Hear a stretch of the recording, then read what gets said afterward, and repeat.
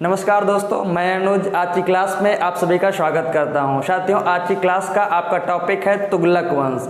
इससे पहले सल्तनत काल के अंतर्गत हम लोगों ने खिलजी वंश और गुलाम वंश के बारे में बात कर ली है। आज की क्लास में हम बात करेंगे तुगलक वंश के बारे में। तो शुरू करने से पहले आप लोगों के लिए खुशखबरी है, एक इन्फॉर्मेशन है। आप लोगों की डिमांड थी जैसा कि पहले से कि सर अदर सब्जेक्ट की क्लासेस कब से आएंगी, और अदर सब्जेक्ट में सबसे ज़्यादा जो डिमांड थी वो रीजनिंग सब्जेक्ट की थी। तो रीजनिंग की क्लास बहुत जल्द ही आपके चैनल पर आने वाली है। हमारी आपके रीजनिंग गुरु से बातचीत चल रही है। शाम तक जैसा भी होता है कल के वीडियो में आप लोगों को ये इन्फॉर्म कर दिया जाएगा कि रीजनिंग की नियमित कक्षाएँ कब से चलेंगी। तो ये आप लोगों के लिए जानकारी है। इस क्लास को ज़्यादा से ज़्यादा शेयर कर दीजिए ताकि जानकारी सब तक पहुंच जाए कि रीजनिंग की क्लास कब से चलेगी आपके चैनल पे। तो शुरू करते हैं आज की क्लास तुगलक वंश। तुगलक वंश के बारे में बात करते हैं तो 1320 ईस्वी से 1414 ईस्वी तक के कालखंड को तुगलक वंश के अंतर्गत माना जाता है। और इसके संस्थापक जो थे 5 सितंबर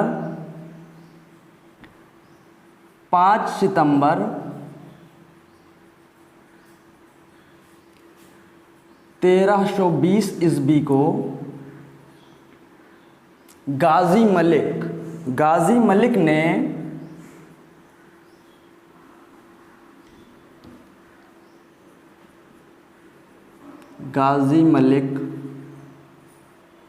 ने खुसरो खां को पराजित करके गयासुद्दीन तुगलक के नाम से दिल्ली के सिंहासन पे बैठा। गाजी मलिक गयासुद्दीन तुगलक के नाम से, गयासुद्दीन तुगलक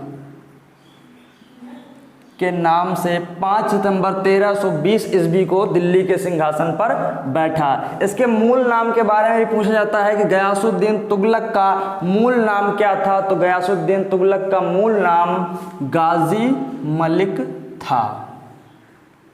गयासुद्दीन तुगलक का मूल नाम गाजी मलिक। इसके बाद अलाउद्दीन, इसके शासनकाल में अलाउद्दीन के शासन का या अलाउद्दीन की नीतियों की छाप मिलती है। जैसे अलाउद्दीन खिलजी ने भूमि को अमीरों को दान में जो दिया था उसको वापस ले लिया था, और उसके द्वारा वापस ली गई भूमि को गयासुद्दीन तुगलक ने फिर से अमीरों को वापस कर दिया। तो पहला पॉइंट इससे बनता है कि अमीरों को भूमि वापस, इसने अलाउद्दीन द्वारा अमीरों से ली गई भूमि को वापस कर दिया। और इसके बाद सैन्य व्यवस्था से संबंधित जो अलाउद्दीन की नीतियां थी, जैसे हुलिया लिखने की प्रथा,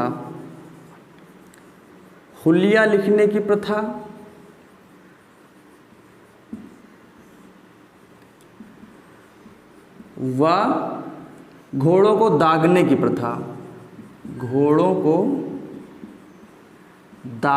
प्रथा, इन दोनों प्रथाओं को प्रभावी ढंग से लागू किया। खिलजी वंश से भी या अलाउद्दीन खिलजी से भी प्रभावशाली ढंग से लागू करने का प्रयास किया।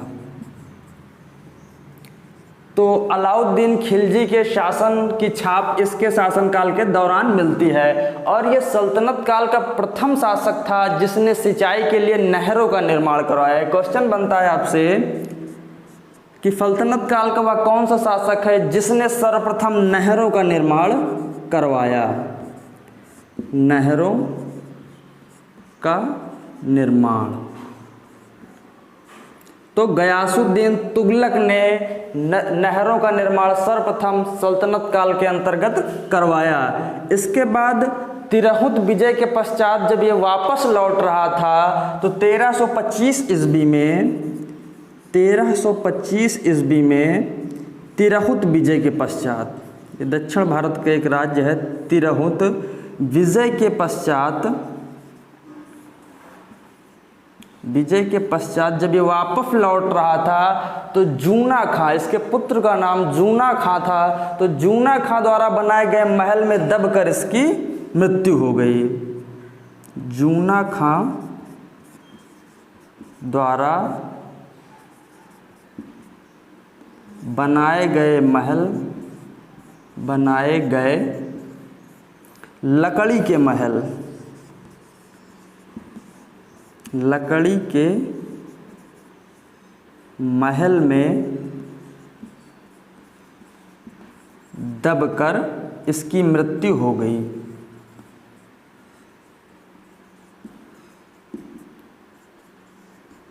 मृत्यु हो गई।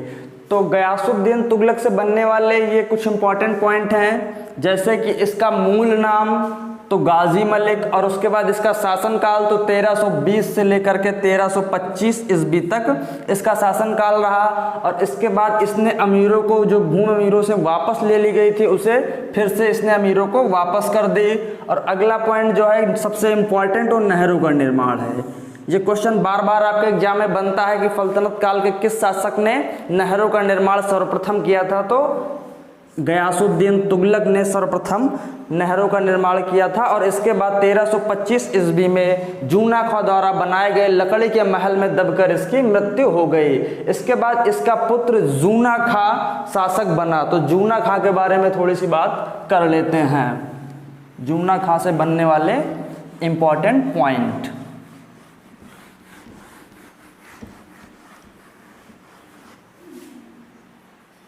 जूना खां या जौना खां,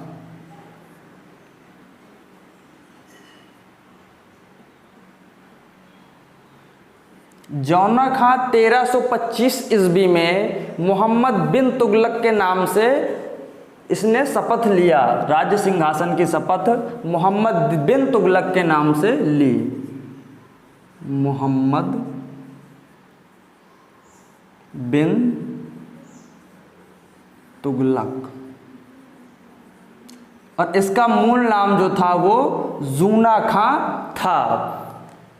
इसका शासनकाल जो है तुगलक का, मोहम्मद बिन तुगलक का 1325 से 1351 ईस्वी तक माना जाता है।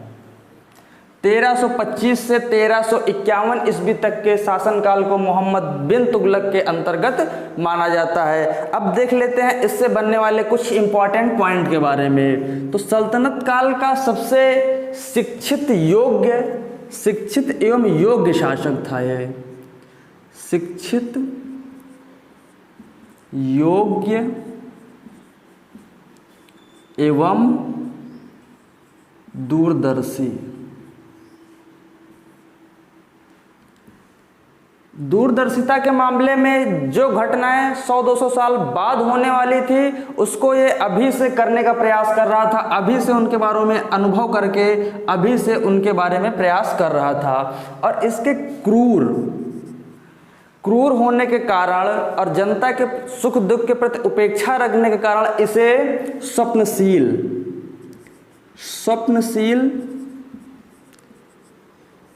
रक्त पिपासु और पागल की संज्ञा दी जाती थी, क्योंकि जनता पर अनावश्यक करारोपण और उनके सुख दुख से उपेक्षा रखना आदि सभी कारणों से इसे स्वप्नशील, रक्त पिपासु और पागल कहा जाता था। इसके द्वारा 5 प्रमुख अभियान चलाए गए थे, किंतु वो 5 के 5 असफल हो गए थे, जिसलिए इसे विद्वान मूर्ख की संज्ञा भी दी जाती है।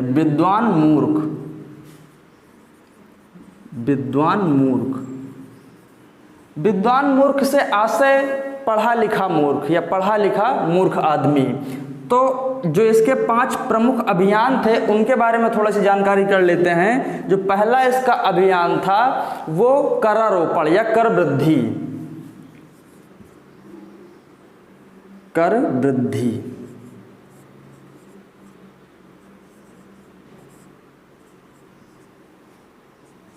पहला अभियान कर वृद्धि। तो कर वृद्धि इसने की, तो दोआब क्षेत्र में इसने कर वृद्धि की। गंगा यमुना के दोआब क्षेत्र में दोआब क्षेत्र कहते हैं दो नदियों के बीच के उपजाऊ क्षेत्र को दोआब क्षेत्र कहा जाता है। तो दोआब क्षेत्र में इसने कर वृद्धि की। अब कर वृद्धि की नीति इसकी असफल क्यों हो गई, इसके पीछे कारण क्या था? तो जब इसने कर वृद्धि की उसी समय इसके शासनकाल में इसके क्षेत्र में, इसके साम्राज्य में भीषण अकाल पड़ा और प्लेग नामक बीमारी फैली। भीषण अकाल के साथ अकाल प्लस प्लेग, प्लेग नामक बीमारी फैली, जिससे ये कर वृद्धि की नीति इसकी फ्लॉप हो गई या फेल हो गई, एक प्रकार से कहा जाए तो फेल हो गई। इसके बाद इसका दूसरा जो अभियान था वो राजधानी का स्थानांतरण था। राजधानी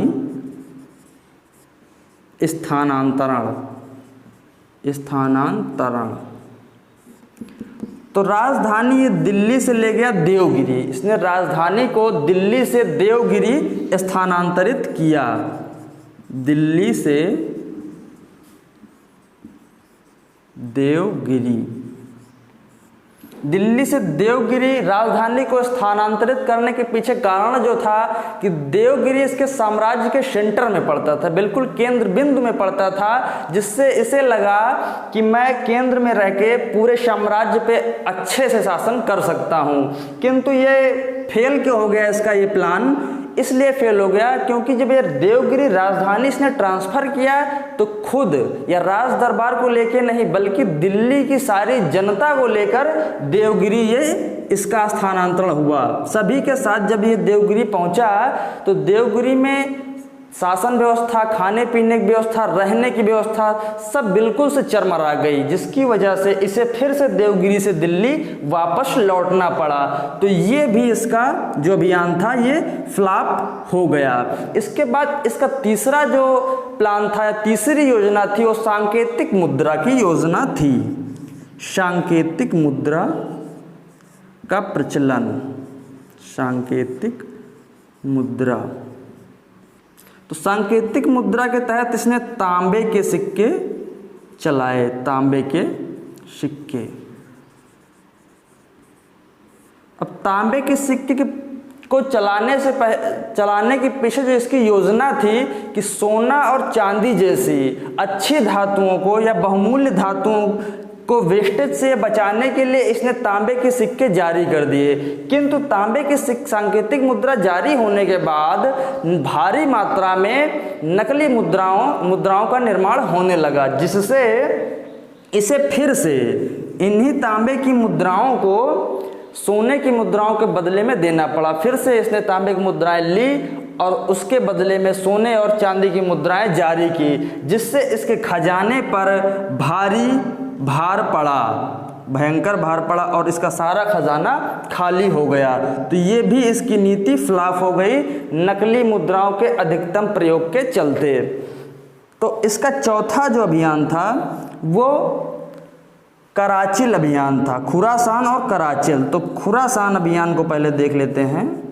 खुरासान अभियान, खुरासान अभियान जो एक खुरासान नामक क्षेत्र था ये मध्य एशिया का एक क्षेत्र था, मध्य एशिया का एक भाग। तो इसका मानना था कि मध्य एशिया से भारत पर कई बार आक्रमण हुए, किंतु भारत से मध्य एशिया में आक्रमण कभी नहीं हुआ है। तो उस समय इसके शासनकाल के दौरान मध्य एशिया में प्रशासनिक व्यवस्था या प्रशासनिक उथल पुथल हो गई थी, प्रशासनिक अव्यवस्था फैल गई थी, जिसकी वजह से उसका लाभ उठाने के प्रयास में इसने मध्य एशिया पर आक्रमण करने का प्लान किया और कब्जा करने का प्लान किया। इसके अंतर्गत इसने लगभग 3,50,000 सैनिकों की सेना एकत्रित की और उन्हें 1 साल का एडवांस वेतन पेशगी के रूप में दे दिया। किंतु इन्हीं 1 साल के बीच में वहाँ पे स्थितियाँ सामान्य हो गई, वहाँ का शासन व्यवस्थित रूप से चलने लगा, जिससे इसका ये अभियान भी इसे समाप्त करना पड़ा और 1 साल का वेतन भी इसका पूरा बर्बाद हो गया। तो इससे भी इसके सरकारी खजाने पे भारी झटका लगा और ये प्लान भी इसका या ये अभियान भी इसका फ्लॉप हो गया या असफल हो गया, खुरासान अभियान। इसके बाद बात करते हैं कराचिल अभियान की। कराचिल अभियान, कराचिल अभियान। तो कराचिल अभियान कुमाऊं की पहाड़ियों में जो इसके खिलाफ विद्रोह हो रहा था, कुमाऊं की पहाड़ियों पर,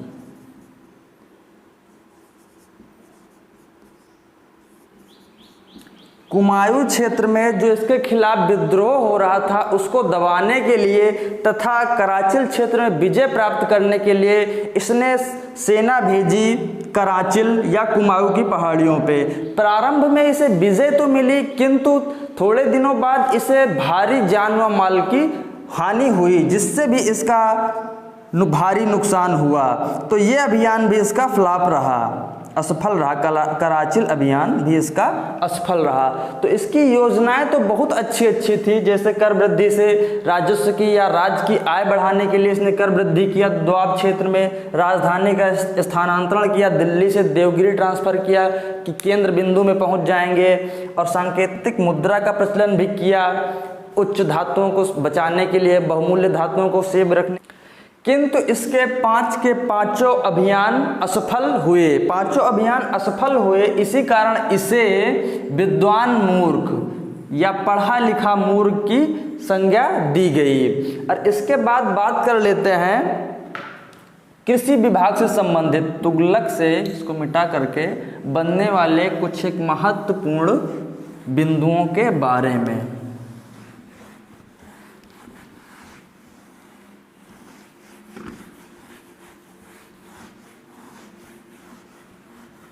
तो सर्वप्रथम इसने कृषि विभाग के विकास के लिए दीवाने कोही की स्थापना की। दीवान ए कोही, दीवाने कोही की स्थापना कृषि के विकास के लिए की। कृषि के विकास के लिए, विकास के लिए ये वर्तमान के कृषि विभाग की तरह कार्य करता था दीवाने कोही।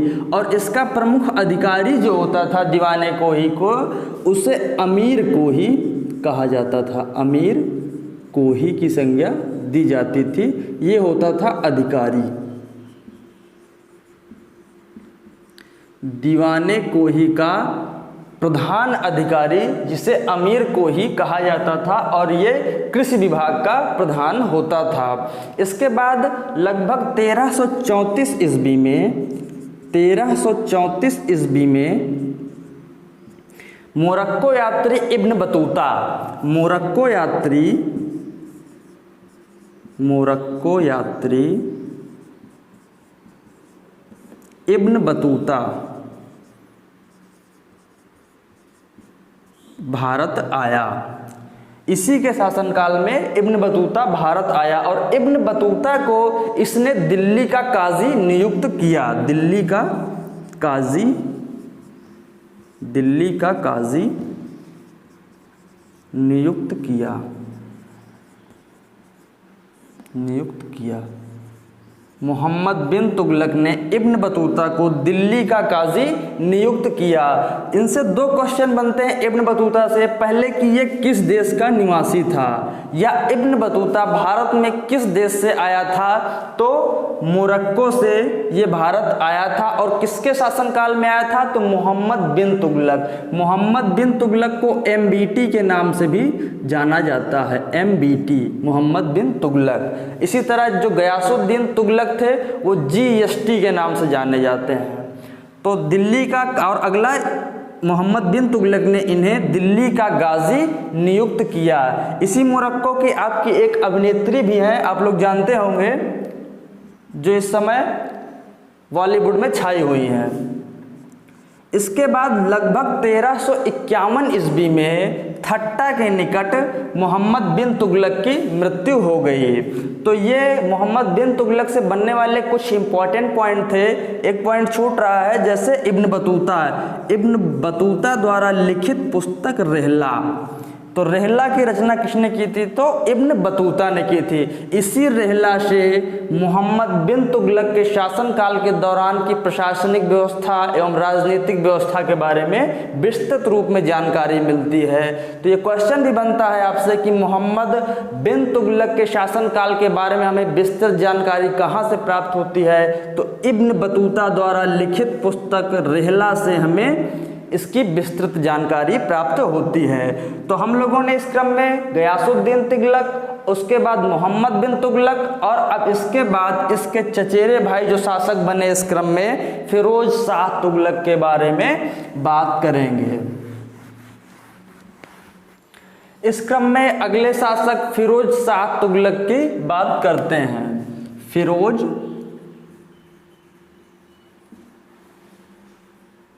शाह तुगलक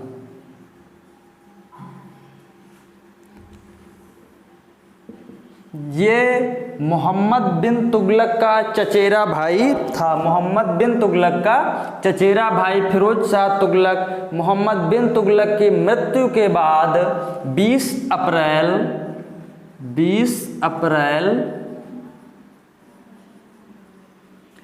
1351 ईस्वी 20 अप्रैल 1351 ईस्वी को इसने थट्टा पे, जहाँ पे इसके भाई मोहम्मद बिन तुगलक की मृत्यु हुई थी, वहीं पे राज्याभिषेक करवाया। राज्याभिषेक। और इसके बाद दिल्ली पहुंचने के बाद लगभग अगस्त 1351 में इसने पुनः दिल्ली में दोबारा राज्याभिषेक करवाया। राज्याभिषेक दिल्ली में। तो इससे ये क्वेश्चन बनता है कि सल्तनत काल का वह कौन सा शासक है जिसने 2 बार राज्याभिषेक अलग अलग जगहों पर करवाया? तो फिरोज शाह तुगलक ने 2 बार अपना राज्याभिषेक करवाया। पहला तो 20 अप्रैल 1351 को थट्टा में और दूसरा अगस्त 1351 दिल्ली में। इसके बाद इससे बनने वाले इंपॉर्टेंट पॉइंट के बारे में बात करते हैं। तो इसने जनता के प्रति उदारता दिखाते हुए उस समय लागू किए गए 24 कष्टदायी करों को समाप्त करके 24 कष्टदायक या कठोर करों को समाप्त किया। इसने करों को समाप्त करके 4 प्रमुख कर इसने लगाए। 4 प्रमुख कर कौन से थे? तो जजिया, जकात, खुम्स और खराज। फिरोज शाह तुगलक द्वारा विभिन्न प्रकार के करों को समाप्त करके 4 प्रमुख कर लगाए गए। जजिया जो होता था गैर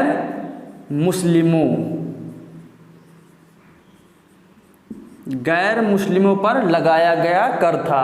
और जजिया सर्वप्रथम भारत में मोहम्मद बिन कासिम द्वारा लगाया गया था। जब क्वेश्चन बनता है कि भारत में सर्वप्रथम जजिया कर को लगाने वाला कौन सा शासक है या कौन सा व्यक्ति, तो मोहम्मद बिन कासिम। और इसके बाद लगभग 1564 ईस्वी में अकबर द्वारा जजिया कर को समाप्त किया। और आगे चल के वही मुगल वंश के शासक औरंगजेब ने फिर से जजिया कर की शुरुआत की। तो ऐसे जजिया कर की शुरुआत और फिर से लागू होना ये काफ़ी समय तक चलता रहा। तो पहली बार जिसने लगाया वो मोहम्मद बिन कासिम और पहली बार जिसने समाप्त किया वो अकबर, बादशाह, मुगल वंश के बादशाह अकबर थे। और इसके बाद जजिया कर सर्वप्रथम ब्राह्मणों पर लगाने वाला कौन शासक था? तो फिरोज शाह तुगलक ने ब्राह्मणों पर सर्वप्रथम लगाया। ब्राह्मणों पर सर्वप्रथम किसने लगाया? तो फिरोज शाह तुगलक ने। ये क्वेश्चन नहीं बनता है कि कौन सा शासक था जिसने ब्राह्मणों पर सर्वप्रथम जजिया कर का प्रयोग किया, जजिया कर लगाया, तो फिरोज शाह तुगलक। इसके बाद जकात जो होता था वो मुस्लिमों पर लगाया गया कर जकात होता था।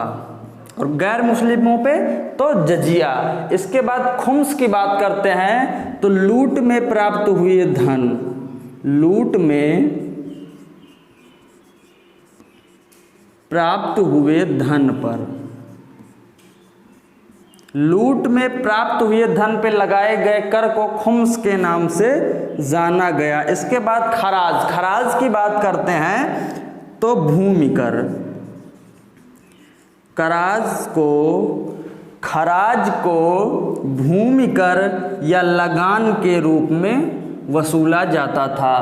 तो ये विभिन्न प्रकार के करों को खत्म करके फिरोज शाह तुगलक द्वारा 4 प्रमुख लगाए गए कर थे, जजिया, जकात, खुम्स और खराज। इनको याद कर लें तो जजिया जो है ये गैर मुस्लिमों पे, जकात मुस्लिमों पे और इसके बाद खुम्स लूट पर लगाया गया है, लूट से प्राप्त हुए धन पर लगाया गया कर। इसके बाद खराज की बात करते हैं तो लगान के रूप में खराज को वसूला जाता था। इसके बाद इसके निर्माण विभाग के बारे में बात करते हैं कि इसने भारत में किन किन चीज़ों का निर्माण किया। तो इसने 5 प्रमुख नहरों का निर्माण किया।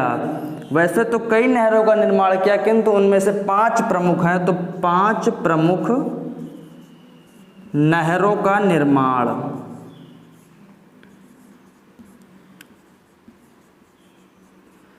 इसके बाद इसने 300 या 300 से अधिक नगरों का भी निर्माण किया, 300 प्लस नगरों का निर्माण,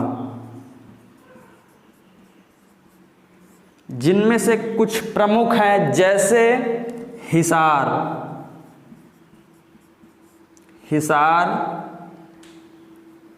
फिरोजाबाद,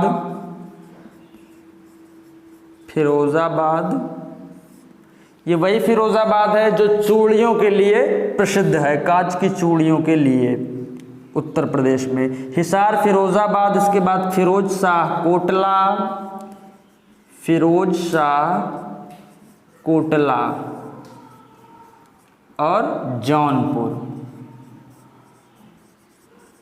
तो ये कुछ प्रमुख नगर हैं जो फिरोज शाह तुगलक के द्वारा बसाए गए थे। इनके बारे में पूछा जाता है जैसे कि जौनपुर की स्थापना किसने की थी। तो जौनपुर की स्थापना फिरोज शाह तुगलक ने की थी। इसके बाद इसके कुछ और इम्पॉर्टेंट पॉइंट हैं, उनके बारे में चर्चा करते हैं थोड़ी सी। जैसे कुतुब मीनार का पुनर्निर्माण, तो इसके निर्माण कार्य में प्रमुख रूप से नहरों का निर्माण, उसके बाद नगरों का निर्माण और इसके बाद कुतुब मीनार का पुनर्निर्माण। कुतुब मीनार का पुनर्निर्माण।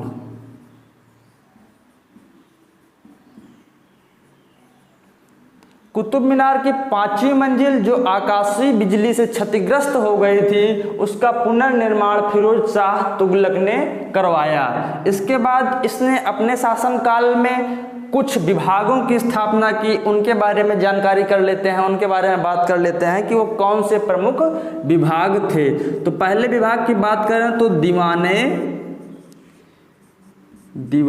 ए बंदगाह या बंदगान, दीवाने बंदगान। और इसके बाद दूसरे विभाग की बात करते हैं तो दीवाने खैरात, दीवान ए खैरात और दारुल सफा। तीसरा विभाग था दारुल शफा, दारुल सफा।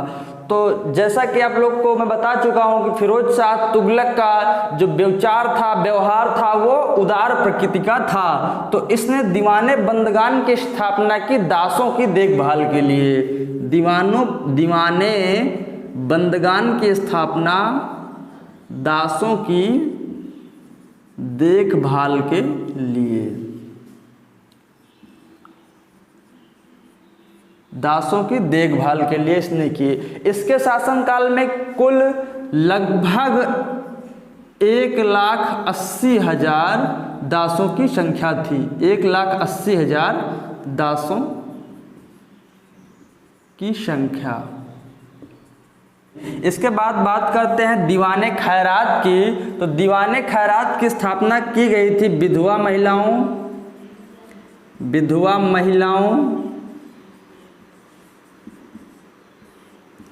इसके बाद अनाथ और लड़कियों। तो ये मुख्य रूप से महिलाओं की मदद के लिए, महिलाओं की हेल्प के लिए बनाया गया विभाग था दीवाने खैरात, जिसमें विधवा महिलाओं, अनाथ महिलाओं और लड़कियों की सहायता की जाती थी। इसके बाद बात करते हैं दारुल सफ़ा की। तो दारुल सफ़ा का निर्माण अभी वर्तमान के पीएम मोदी द्वारा आयुष्मान भारत योजना से जुड़ा हुआ इसे मान सकते हैं या इसकी कॉपी मान सकते हैं। तो निःशुल्क निर्धन वर्ग के लोगों के लिए, निर्धन वर्ग के लोगों के लिए निःशुल्क चिकित्सा व्यवस्था, निःशुल्क चिकित्सा। तो उस टाइम पे भी ऐसी सुविधाएं थी निर्धन वर्गों के लिए, निर्धनों के लिए निःशुल्क चिकित्सा जैसी व्यवस्थाएं। तो ये 3 प्रमुख विभाग थे जो फिरोज शाह तुगलक द्वारा बनाए गए थे अपनी जनता की सेवा के लिए या उनकी देखभाल के लिए। पहला दीवाने बंदगान जो दासों की देखभाल के लिए बनाया गया था। उसके बाद दीवाने खैरात जो विधवा महिलाओं, अनाथ महिलाओं एवं लड़कियों की देखभाल के लिए बनाया गया था। और इसके बाद दारुल सफ़ा निर्धन वर्ग के लोगों के लिए निःशुल्क चिकित्सा की व्यवस्था के अंतर्गत बनाया गया था। इसके बाद बात करते हैं इसकी आत्मकथा की। तो फुतूहत ए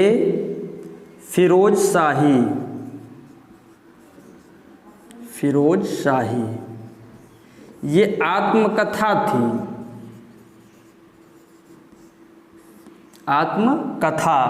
तो ये क्वेश्चन बनता है कि फिरोज शाह तुगलक की आत्मकथा क्या है या फुतूहत फिरोज शाही किसके द्वारा लिखित है, किसके द्वारा रचित है? तो फिरोज शाह तुगलक के द्वारा रचित उनकी आत्मकथा का नाम फुतूहत ए फिरोज शाही है। तो ये फिरोज शाह तुगलक से संबंधित कुछ इंपॉर्टेंट पॉइंट थे, जैसे इन्होंने 5 प्रमुख नहरों का निर्माण किया, 300 से अधिक नगरों का निर्माण किया और 24 कष्टदायी करों को समाप्त करके 4 प्रमुख कर जजिया, जकात, खुम्स और खराज को इन्होंने लागू किया। उसके बाद 3 प्रमुख विभाग बनाए, जैसे दीवाने बंदगान, दीवाने खैरात और दारुल सफ़ा। इनसे क्वेश्चन भी बनता है कि दीवाने खैरात के अंतर्गत क्या काम होता था? तो लड़कियों, विधवा महिलाओं और अनाथ महिलाओं के शिक्षा, दीक्षा, पालन पोषण से संबंधित कार्य होता था दीवाने खैरात के अंतर्गत। और दीवाने बंदगान जो है ये दासों की देखभाल के लिए। तो ये फिरोज शाह तुगलक से संबंधित कुछ इंपॉर्टेंट पॉइंट थे, तुगलक वंश से संबंधित कुछ इंपॉर्टेंट थे। इनके क्रम में सबसे पहले हमने देखा गयासुद्दीन तुगलक के बारे में, उसके बाद उनके पुत्र मोहम्मद बिन तुगलक के बारे में और लास्ट में फिरोज शाह तुगलक के बारे में। इन्हें FST भी कहा जाता। शॉर्ट ट्रिक के तहत कुछ लोग FST भी बताते हैं, जैसे फिरोज शाह तुगलक, गयासुद्दीन तुगलक को GST, मोहम्मद बिन तुगलक को MBT और इनको FST। इसके बाद इसके अंतिम शासक जो थे वो महमूद शाह थे। अंतिम शासक इधर ऊपर साइड लिख देते हैं, अंतिम शासक